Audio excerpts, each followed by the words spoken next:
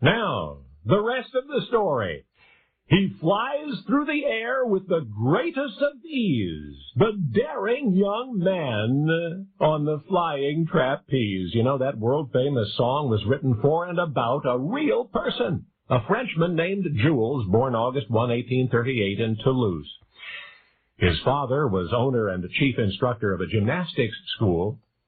Dad wanted Jules to become a lawyer, and to that end, a well-rounded education was insisted upon. The problem was the youngster's persistent fascination with Dad's gymnasium. And unfortunately for his parents and their hopes, the boy's interest only increased as the years passed. Now, picture this.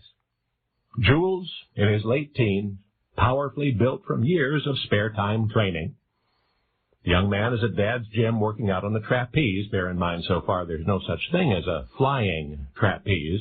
Circus and gymnasium trapeze bars are fixed, stationary. So Jules is going through his exercises on this stationary bar, and he gets an idea. The idea. Why not, he calls down to his father, suspend the trapeze bars loosely, by ropes. Couldn't the acrobat then swing through the air from one to another? Dad's reply is immediate, sharp. C'est impossible. It's impossible. But later, after Dad has left the gym, Jules' brain is still storming, and in an hour he will have rigged up a contraption of ropes and rods, which the world will remember forever after as the flying trapeze. Over the following months, Jules would conceive, rehearse, and perfect a set of grand exercises for his gymnastics invention. And in 2 or 3 years, every circus in Europe would be bidding for his act. Newspaper reviewers were astounded by his, quote, elegance, grace, and boldness, his, quote, reckless, breakneck flights from trapeze to trapeze like some tropical bird swooping from branch to branch. Of course, there was nothing reckless about it. Jules' performances were exacting, precisely timed, a symphony in motion. In fact, Jules may not have lived to realize his full potential. He died at 31 of smallpox.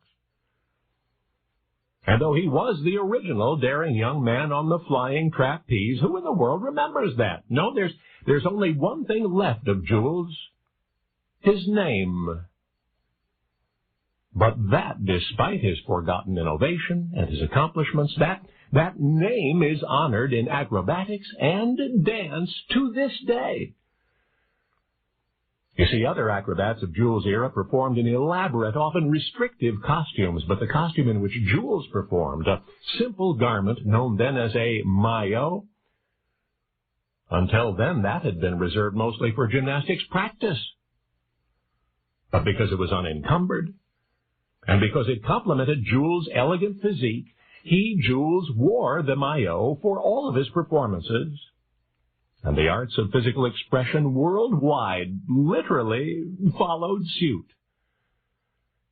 Today may have been your first acquaintance with the first ever daring young man on the flying trapeze, but all your life you've known his last name, because the name he wore subsequently and ever after was given to the garment he wore, Jules Leotard.